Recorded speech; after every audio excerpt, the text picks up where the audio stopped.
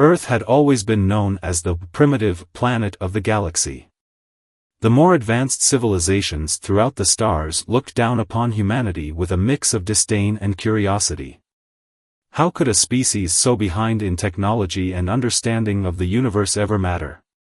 How could Earth, with its crude tools and outdated ways, ever stand up to the rest of the galaxy? They were wrong. It started with an almost imperceptible tremor in the fabric of space. A distant hum that no one could pinpoint. It seemed like a cosmic anomaly, a glitch in the stars. But when the first fleet of alien ships descended into Earth's orbit, all the galaxy's assumptions about Earth's insignificance were shattered in an instant. The world's military, despite being one of the largest on Earth, was nothing compared to the overwhelming power of the alien invaders. Cities fell within hours as they unleashed devastating weaponry, obliterating every defense humanity had mustered. Earth's greatest minds, who had spent their lives trying to break through the barriers of space and time, were now helpless in the face of an enemy they couldn't comprehend. At first, humanity fought in vain, trying to defend what was left of their world.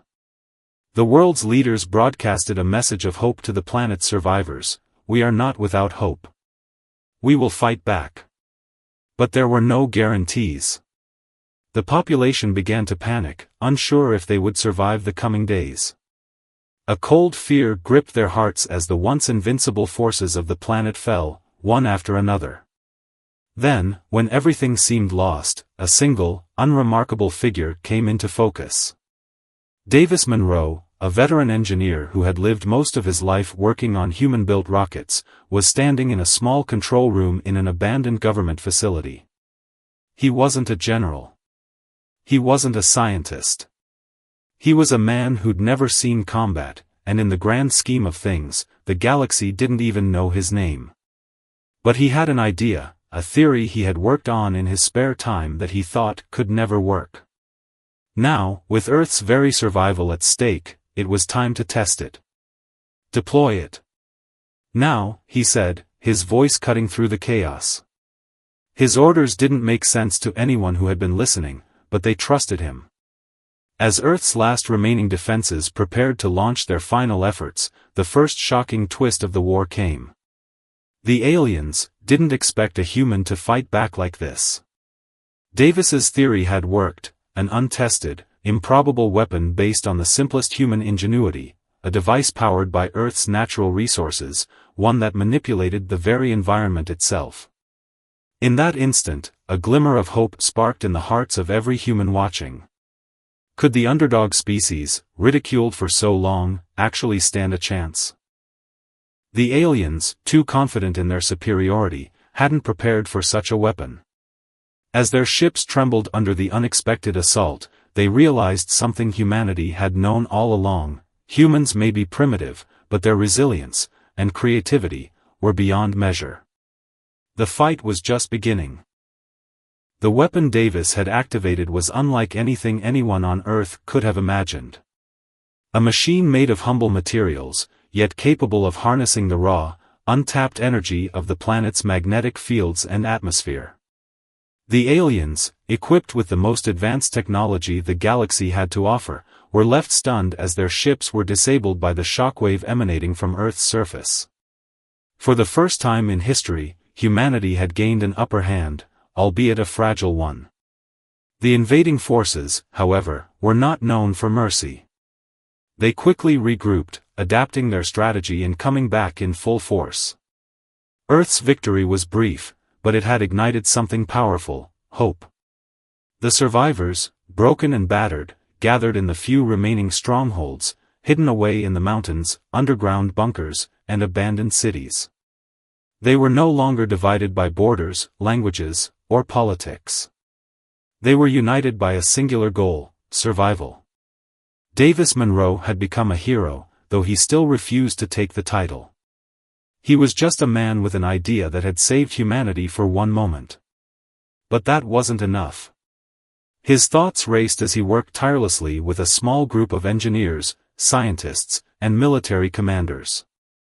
They knew they needed more than just one weapon. They needed a plan, a strategy to turn the tide in their favor. The air was thick with tension in the war room. Maps of Earth were spread out across the table, marked with red X's and blue dots, each symbolizing the destruction the aliens had already wrought. Davis, sitting at the head of the table, surveyed the room. Around him, once formidable generals and military officers from every nation sat in silence, looking to him for direction. "There's no time for hesitation," Davis spoke, his voice calm but resolute. "We fight like we never have before. We use our resourcefulness, our creativity. The aliens think they can intimidate us with their technology, but they don't understand humanity." It was then that General Lisa Armstrong, a former aerospace engineer turned military leader, stood up. She had lost everything, her family, her home, and now only her rage and sense of duty kept her going. "I know you're all thinking it," she said, her voice cutting through the room. "They underestimated us once, but they'll never make that mistake again. We're facing an enemy that knows no mercy. We need to get smarter, faster, and more dangerous than they ever thought possible." The room fell silent again, each person digesting the weight of her words. Davis, though, had been thinking of something else, a different approach, one that no one had dared consider. A different type of weapon, one that could turn the tide of the war in their favor. "What if we strike at their weakness?" Davis proposed. The generals looked at each other, exchanging confused glances. General Armstrong raised an eyebrow. "Weakness? We're dealing with a highly advanced, intergalactic force. What weakness do they have?" "They don't understand us," Davis replied. "And more importantly, they don't understand how we think. They have technology, but they lack one thing, the human ability to adapt to any situation. Their greatest strength is also their greatest flaw, they rely too heavily on technology." It was then that Davis made the most shocking suggestion of all: "We'll have to fight the aliens, with their own technology." A gasp ran through the room. How could they possibly accomplish such a feat? The gap between Earth and the aliens' technological capabilities was astronomical. But as Davis outlined his plan, a glimmer of understanding spread across the faces in the room. The aliens had underestimated the human spirit, but now, they would face a battle like no other. Davis was convinced that their inability to adapt to Earth's environment, its chaotic weather systems, unpredictable magnetic fields, and simple survival techniques, was their greatest vulnerability. "We build our own fleet," Davis declared. "We'll learn from their technology, adapt it, and turn it into something they'll never see coming. We'll use their own weapons against them." The task seemed impossible, but in the wake of the first victory, the world had come together in ways that had never been seen before.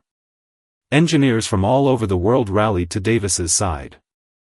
They worked day and night, reverse engineering alien tech and applying human ingenuity in ways the invaders could never have anticipated. Meanwhile, General Armstrong led ground forces to defend the most vital remaining strongholds.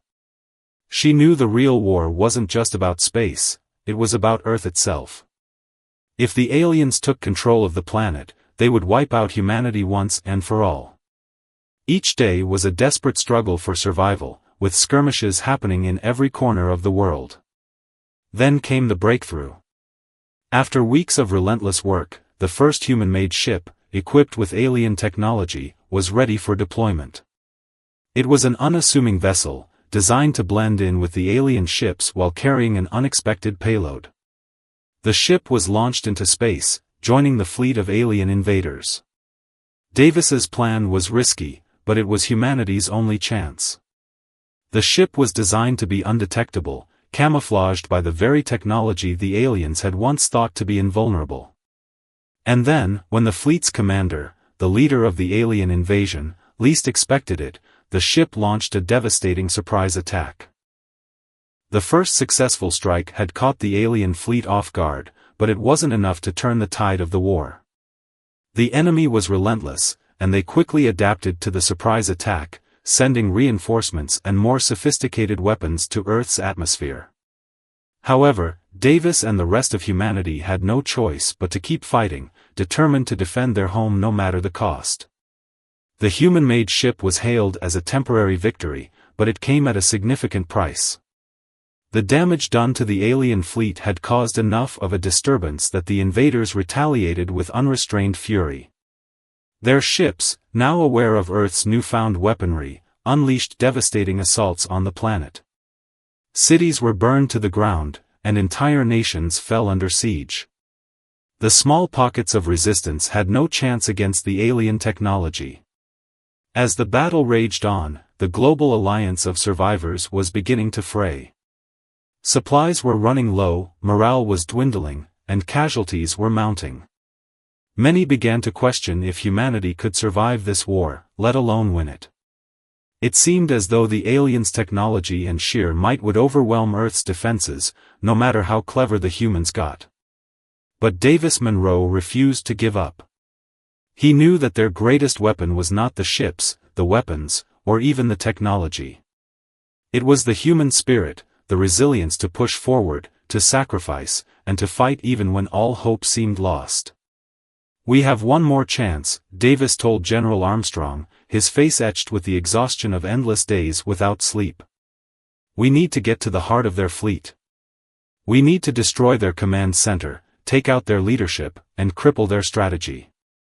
But there was a catch. The heart of the enemy's fleet was in the most heavily guarded part of their ship, protected by an energy field stronger than anything humans had encountered.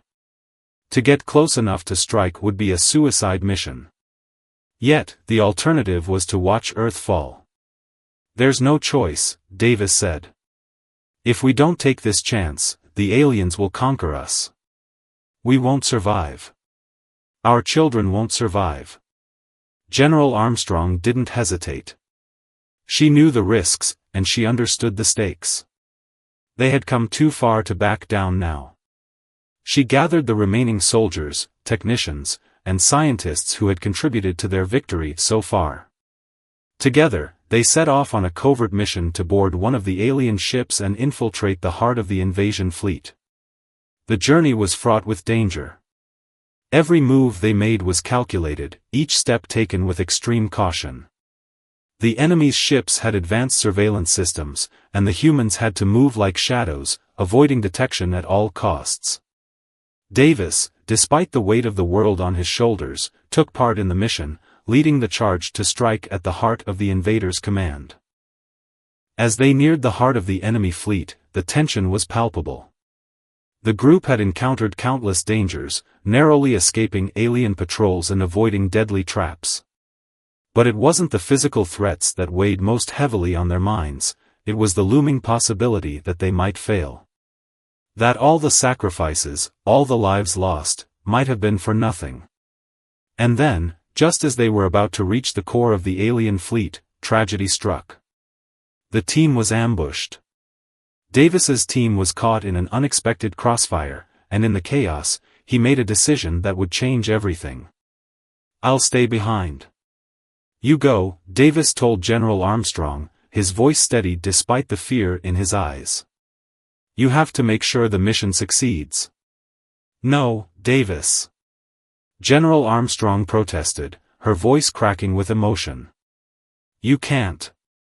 I'm the only one who can get close enough to their central core. They'll never expect it. It's the only way to ensure you have a chance to strike." With no time to argue, Davis pushed Armstrong and the others toward the escape route. "Go. It's the only way you'll survive this. It's the only way humanity survives." Tears welled in Armstrong's eyes, but she knew he was right. She couldn't afford to let his sacrifice be in vain. She ran, leading the rest of the team to the extraction point while Davis stayed behind, using his knowledge of the alien ships to cause a distraction that would allow them to get away. As they escaped into the vast, cold darkness of space, Davis made his final stand. Alone, he launched himself into the heart of the alien ship, detonating the charges he had planted along the way. The resulting explosion was massive, tearing through the heart of the alien fleet and sending a shockwave that disabled most of their technology. The alien command center was no more. Davis Monroe's sacrifice had turned the tide of the war. Though his fate remained uncertain, his actions had given humanity a chance. The command structure of the invaders was broken, their technology was crippled, and their forces were left disorganized. Back on Earth, General Armstrong and the rest of the survivors celebrated the victory they had fought so hard for. But there was an undeniable emptiness in their hearts. They had won, yes, but they had lost one of their greatest leaders in the process. The shockwave from the explosion was felt across the entire battlefield, both in space and on Earth. Davis Monroe's final act had crippled the alien fleet's command structure, but it wasn't enough to halt their advance completely. The invaders, disoriented but still deadly, regrouped quickly. Earth's defenders were not out of danger yet, and humanity now faced the true weight of their struggle, one final stand that would determine the fate of the planet. Back on Earth, General Armstrong and the surviving forces tried to make sense of their victory, but the cost was heavy. The death toll was astronomical, and there was no time to mourn. The alien fleet still outnumbered Earth's forces, and the power to strike back was fading fast. They needed to regroup, to rebuild, and to prepare for one final assault that would either win them the war or see the human race wiped out entirely. The survivors were battered, exhausted, and running low on resources. Armstrong gathered her remaining officers and strategists to plan their next move. The question that lingered was one they had all been avoiding: how could they face an enemy that had nearly defeated them twice? How could they stand against a force that had already conquered half the galaxy? "We have no choice," Armstrong said, her voice firm despite the uncertainty in the room. "We fight or we die. This is it. Our last chance." They devised a plan that was both simple and impossible: to launch one last assault on the alien mothership, the very heart of the invasion fleet. With Davis's sacrifice having destabilized the enemy, the humans could strike now while the invaders were still reeling from their commander's loss. It was a desperate, high-risk move, but the alternative was surrender or extinction. Armstrong's team rallied together, determined to make it happen. The Earth's most advanced fighters were retrofitted with the best technology they had, but it wasn't enough. The aliens had vastly superior weaponry, and it was only a matter of time before they retaliated in full force. The soldiers knew that their mission was not about victory alone, it was about survival, about securing a future for those who would inherit this broken world. As Armstrong led the final strike force, emotions ran high. They were far beyond the point of thinking of themselves as individuals. Now, they were united under the banner of humanity's survival. Each person on that team knew that the odds were against them. There was no guarantee they would survive, and the thought of leaving the planet behind, of giving up on all the lives that had yet to be lived, was a bitter pill to swallow. The final battle was not fought in grand space battles or flashy technology, it was fought in the hearts of the men and women who refused to let go of hope. They stormed the alien mothership, utilizing every ounce of their strength, every bit of strategy they had left. Despite the overwhelming odds, humanity's fighters pushed forward, attacking with a ferocity born of desperation and a desire to protect their home. The aliens, now aware of their vulnerability, fought back with unrelenting force. But the humans had learned from every mistake they had made.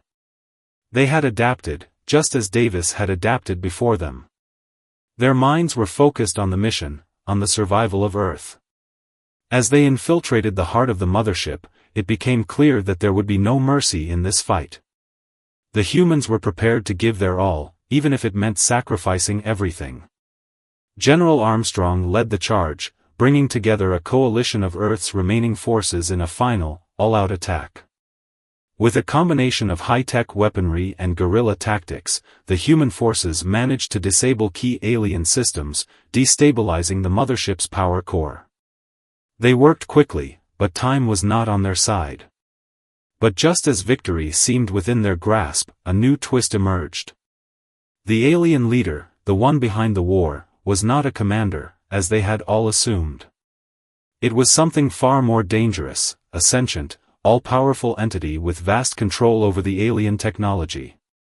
This entity, the source of their advanced knowledge and power, had been manipulating events from behind the scenes, keeping the war going longer than necessary. It wasn't just an alien leader, it was a force of nature, one that couldn't be killed by conventional means.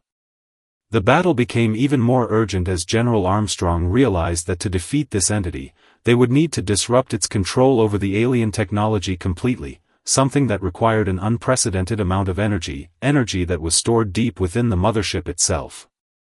Armstrong, one of the surviving officers, said, his voice strained. "We need to overload the power core. It's our only chance to stop it. But it means sacrifice," Armstrong finished, her voice grim. She understood the consequences. The explosion would be massive, far beyond anything they had seen. It would destroy the mothership, but it would also destroy everything around it, including the soldiers and technology that remained. There was no coming back from it. But Armstrong knew what had to be done. "We do it," she said resolutely. "We give everything for Earth. For our future." In that moment, there was no hesitation. The team set the charges, prepared for the explosion, and made one final stand against the alien entity. As the energy core began to overload, Armstrong and the others made their way out, bracing for the impact of the detonation. The countdown was on. The countdown echoed through the mothership, a mechanical hum that seemed to shake the very foundation of reality. General Armstrong and her remaining team sprinted through the alien corridors, their hearts pounding, their lungs burning, knowing there was no escape. Every second brought them closer to the inevitable explosion that would either save or annihilate them all. As they neared the central chamber, Armstrong stole a glance at the faces of her comrades. Fear had given way to determination, and each soldier, no matter their background or rank, had accepted the truth: this was the end. Yet there was no despair. The thought of Earth, of loved ones, and of a future that might never come was enough to keep them moving forward. "We've almost made it," one of the soldiers muttered, his voice barely audible over the roar of the countdown. "This is it." Armstrong gave a sharp nod, her voice steady. "We hold the line. We finish this." They reached the control room, the center of the mothership's power. The alien entity's presence was overwhelming, a constant hum in the air, like an intelligence that existed beyond time and space. The moment they stepped inside, they could feel the entity's influence pressing down on them, a cold, alien force that sought to control their every move. Then, suddenly, everything stopped. The countdown froze. For a moment, it felt as if the universe itself held its breath. The alien entity, what they had thought was a force of nature, an unstoppable being, emerged from the shadows. It was not what they expected. No vast, monstrous form or overwhelming figure of power. It was a voice. A calm, yet ominous voice that seemed to come from everywhere and nowhere at once. "You have done well, General Armstrong," it said. "But you do not understand. You have won only because I have allowed it." The soldiers braced for an attack, but none came. The entity's voice was not threatening. It was almost peaceful. "Why?" Armstrong asked, her voice steady but filled with uncertainty. "Why would you allow this?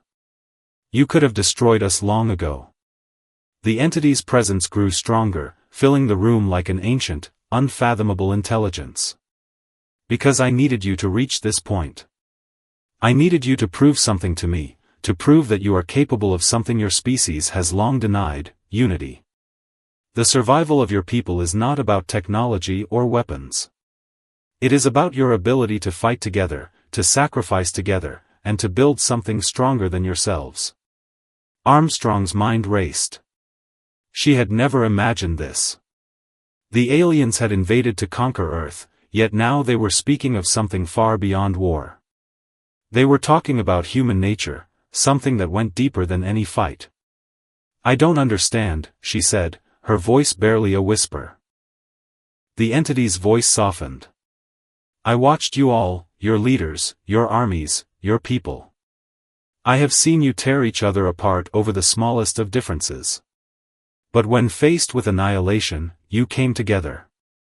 You fought for survival, for your children, for each other.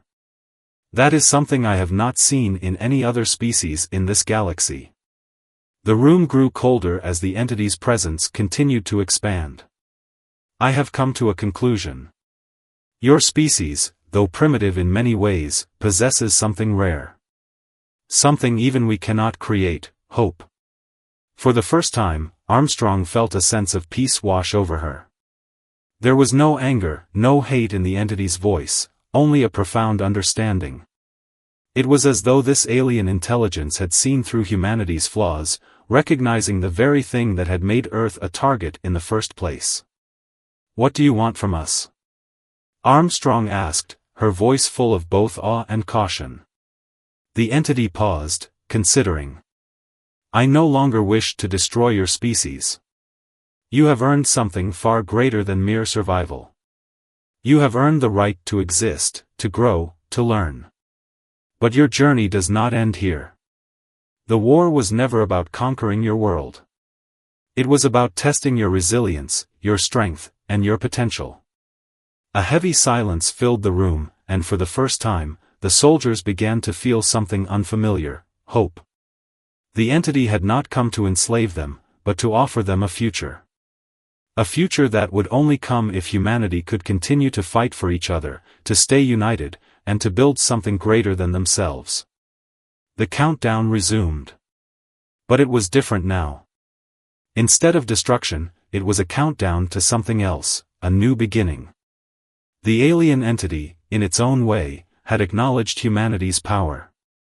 It had seen what Earth could become, and it had decided that the galaxy wasn't ready for humanity to fade away into extinction. No, humanity had something to offer, a spark that the galaxy had long forgotten. As the energy core began to glow brightly, a wave of energy surged through the mothership.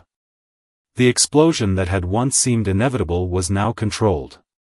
It didn't destroy the ship, it repaired it, altering the very fabric of the alien technology that had been used to invade Earth. General Armstrong and her team were alive, standing in the very heart of the mothership, as the alien forces that had once been their enemies began to retreat. It was a moment of victory, not through destruction, but through understanding, resilience, and unity. Armstrong looked out toward the stars, knowing that this was only the beginning. The war had ended, but a new chapter for humanity had just begun. One where Earth was no longer considered primitive. They were part of something much bigger now. The silence was deafening as General Armstrong and her team stood in the heart of the mothership, surrounded by the alien technology now restructured into something entirely different. The faint hum of the ship's systems filled the air, but it was no longer the oppressive sound it once was. The alien forces that had threatened Earth were now retreating, leaving behind a peace that felt like the calm before a storm. Armstrong's mind raced as she tried to comprehend what had just transpired. The entity's words echoed in her head, "You have earned the right to exist, to grow, to learn." It was a strange sensation, one that neither fear nor anger could describe. They had expected annihilation, but instead, humanity had been handed a chance, an opportunity to prove themselves not just as survivors, but as a force that could shape the galaxy itself. But with that gift came a responsibility, one that Armstrong was unsure humanity was ready to embrace.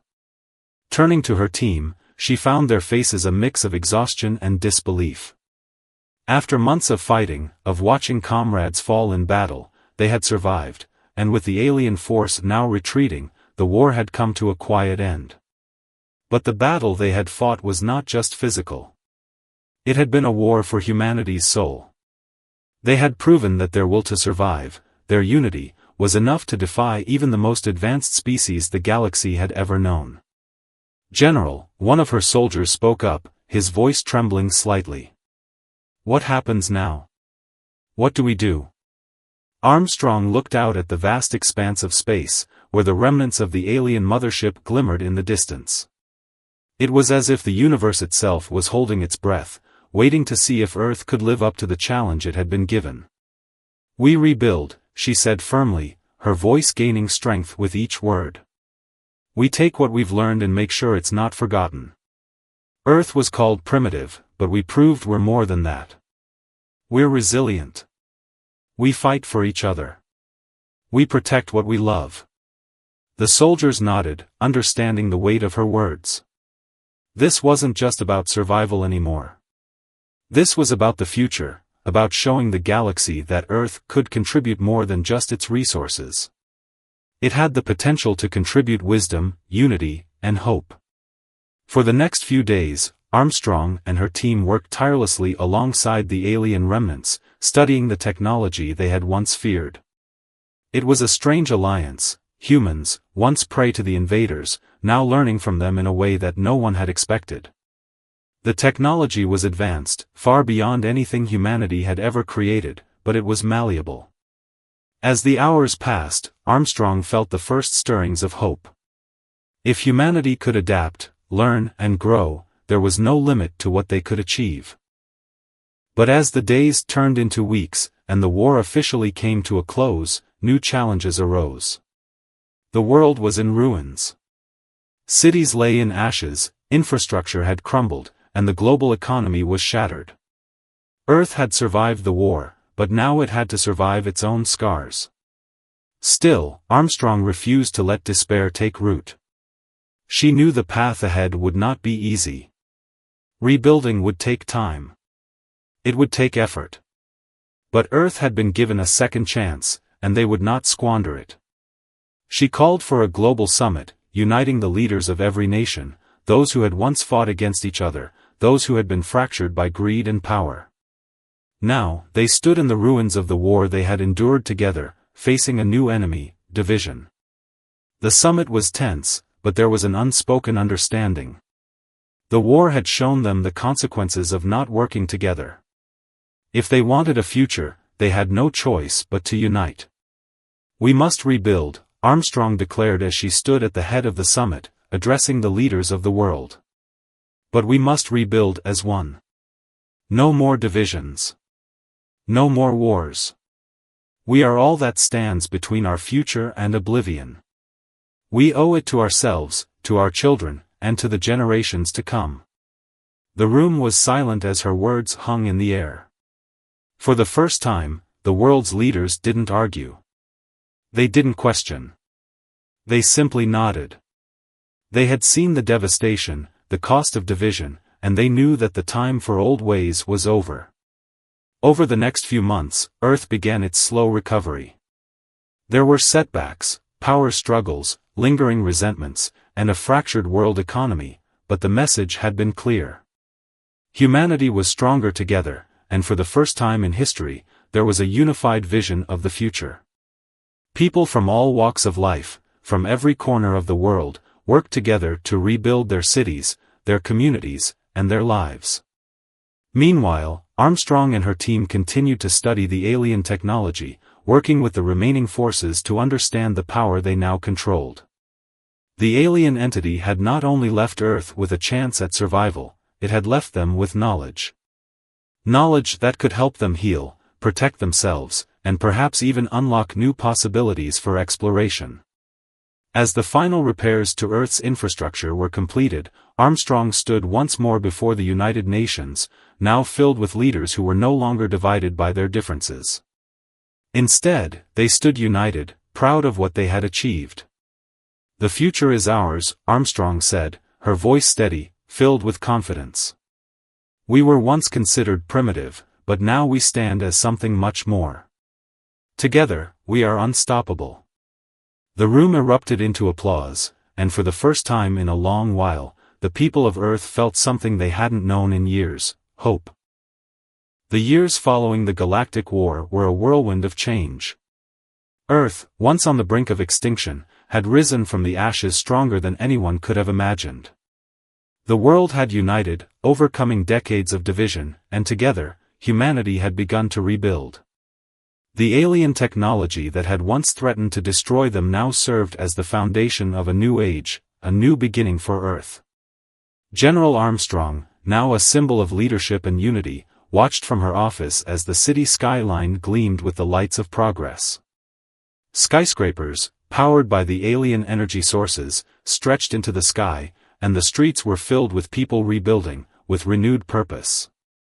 The war had left scars, but those scars had shaped humanity into something greater, something unrecognizable to the forces that had once deemed them primitive.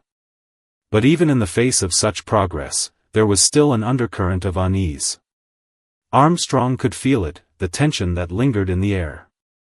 There were whispers, small, cautious voices, that Earth's new power might not be as secure as it seemed. The alien technology was vast and powerful, but it was still unknown in many ways.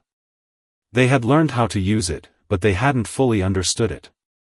And in the distance, new, greater challenge loomed, one that Armstrong had feared would come all along. One night, as Armstrong was reviewing reports on the global infrastructure rebuilding efforts, a familiar voice crackled over her communication device. "General Armstrong, you need to see this," came the voice of Lieutenant Carter, a trusted member of her team. "It's happening again." Her heart skipped a beat. Not again, she thought. The events that had transpired after the war had been nothing short of miraculous, but Armstrong had always known that humanity's rise would attract the attention of forces beyond their understanding. Now, the same fear that had once gripped her heart returned. "On my way," she replied, her voice steady, though her mind raced. She quickly left her office and made her way to the command center, where Carter and the rest of the team were gathered. On the massive screen before her, the image was unmistakable, a fleet of ships, massive, dark, and unmistakably alien, approaching Earth at terrifying speed. These ships were nothing like the ones they had fought against before. They were far more advanced, far more menacing. Armstrong's breath caught in her throat. "We thought we were safe," Carter said, his voice shaking with a mix of disbelief and fear. "But they're back. And they're not like anything we've ever seen." Armstrong's eyes narrowed as she studied the ships. The unknown force was here, but they weren't here to negotiate. They were here to conquer. The peaceful message Earth had once sent out, of unity, of progress, was being tested once again. A voice in her head whispered, "Have we really earned the right to exist?" The aliens had once declared humanity primitive, and now Earth stood on the cusp of proving that it had not only survived but thrived. Yet this new enemy, far beyond anything humanity had ever encountered, would not be defeated easily. "We need to act fast," Armstrong said, her voice firm as she turned to Carter. "Activate the global defense systems. I want every available ship, every soldier, every resource we have. We're not going to let them take what we've built." But as the command was given, Armstrong's mind raced. She had faced down impossible odds before. She had watched humanity unite in the face of the greatest threat they had ever known. But now, the stakes were higher than they had ever been. The technology they had relied on was still a mystery. And the war they had just won might have been the beginning of a much longer struggle. As the Earth's defense systems began to power up, Armstrong felt the weight of her responsibility. She was leading humanity into a battle that could determine the very future of the planet, and the future of the galaxy.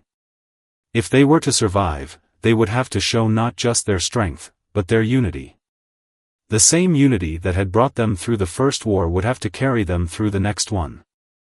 Hours later, the sky above Earth was filled with the hum of battle. The alien ships had descended, and the skies were filled with explosions, bright flashes of energy as humanity's ships fought back. The sounds of destruction, once a symbol of their downfall, now served as a rallying cry. Armstrong's heart pounded as she watched the battle unfold from the command center. "General, we're holding our ground," Carter shouted over the din of the battle. Armstrong nodded, but her gaze was fixed on the enemy fleet. There was no room for error. She knew that the true test had just begun. Earth had been given the chance to prove itself. Now, It was up to humanity to ensure they could rise above the challenges ahead, that their newfound power wasn't a fleeting moment of triumph but the beginning of something that would endure for generations. The battle continued for hours, with humanity's forces pushing back against the invaders. Armstrong led her team, her resolve unwavering. They had proven their strength before, but this was different. This time, it wasn't just about survival, it was about legacy. Earth had shown the universe what it could do. Now, it had to show them what it was capable of becoming. As the battle neared its conclusion, Armstrong stood tall, her eyes fixed on the sky. The enemy was retreating. It wasn't over, but humanity had held its ground. The Galactic War had brought them to the brink of annihilation, but it had also forged a new path for Earth, a path they could walk together. In the aftermath of the war, as Earth's skies cleared, Armstrong stood before the gathered leaders of the world. The battle had been won, but the lessons of unity, resilience, and strength remained. "We were called primitive," she said, her voice steady but filled with emotion. "And we rose. We fought, we survived, and we showed the galaxy who we are. This is our legacy, our strength, our unity, and our resolve." And as Earth looked to the stars, Armstrong knew one thing for certain: the future was theirs.